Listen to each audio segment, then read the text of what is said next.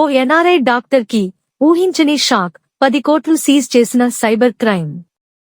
ఓ NRI వైద్యురాలు Hyderabad Jubilee Hills లోని Nandagiri hills లో 334 గజాల్లో ఉన్న తన ఇల్లును అమ్మకానికి ఇంటర్నెట్లో పెట్టారు. దీనికోసం ఓ రియల్ ఎస్టేట్ ఏజెంట్ ని కూడా నియమించుకున్నారు. అతని ద్వారా షేక్ బషీర్ అలియాస్ బాబు అనే వ్యక్తి ఆమెను 2002లో వాట్స్ యాప్ లో సంప్రాపించారు. అయితే అప్పుడు ఎలాంటి ఒప్పందానికి రాలేదు. తాజాగా ఈ ఏడాది జూలైలో బషీర్ ఆమెకు ఫోన్ చేసి 12.5 కోట్లకు ఒప్పందం చేసుకున్నాడు. 3 విడతలుగా 11 కోట్లు ఆమె చెప్పిన అకౌంట్కు బదిలీ చేశాడు.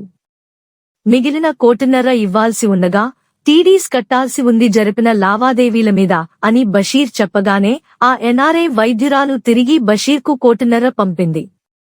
జూలై 16న బషీర్ ఆ ఇంటిని స్వాధీనం చేసుకున్నాడు.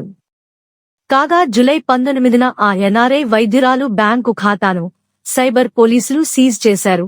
దీంతో షాక్కి గురైన ఆ ఎన్ఆర్ఐ వివరాలు తెలుసుకోగా జరిగిన నగదు బదిలీలలో సైబర్ క్రైమ్ జరిగిందని, అందుకే మీ బ్యాంకు ఖాతాను నిలిపివేశామని చెప్పారు.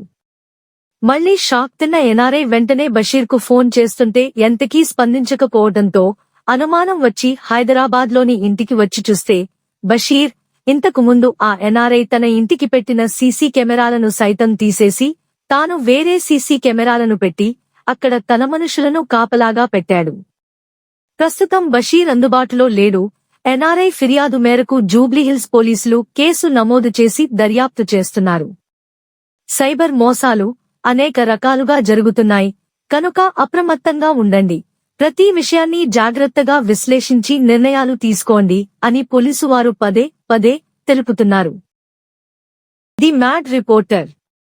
వి work for ground reality and genuinity. మరిన్ని వీడియోల కొరకు the mad reporter YouTube channel subscribe చేసుకోండి.